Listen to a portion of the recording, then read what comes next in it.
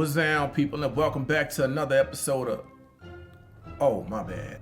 Welcome back to another episode of Ghetto Gospel. So where we left off at. Last week, we talked about a whole lot of cheeks getting clapped. Jacob smashed Leah, he smashed her sister Rachel, and got both of their servants pregnant. And it was their idea. And I guess that man figured since he was already getting it in, he might as well keep getting it in. And got their servants pregnant again. And after all of that, Rachel finally got pregnant after everybody else had already had Jacob's kids.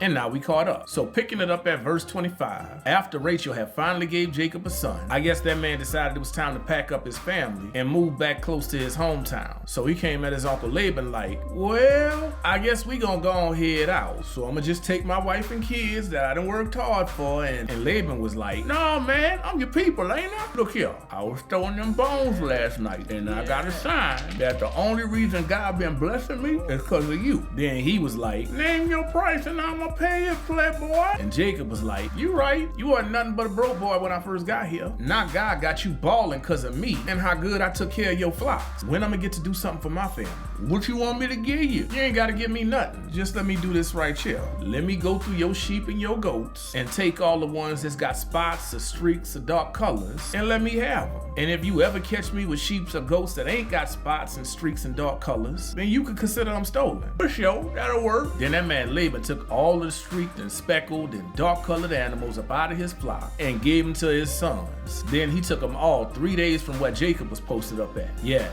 he tried to cheat that man Jacob out of everything. But watch what happened. Apparently, he forgot that Jacob was the one taking care of his flocks and making them do well, and that God had Jacob's back. He said it himself. So while he thought he was taking off of everything he was supposed to be giving to Jacob and leaving him to take care of the rest of his flock, Jacob started pulling some tricks up out of his bag to make sure that the strong sheep was born with specks and spots and dark colors. And we gonna find out later, it wasn't just him knowing what he was doing, but God was giving him game on how to make it happen. So at the end of it all, it say that all the weak animals ended up belonging to Laban and all the strong ones ended up with Jacob. And so now Jacob was the one that was balling. So that's it for this week. If you don't know Jesus, but you're trying to get to know him, go and click that first link in the description down there. I'll see y'all next week. And as always, peace, and I hope y'all people straight.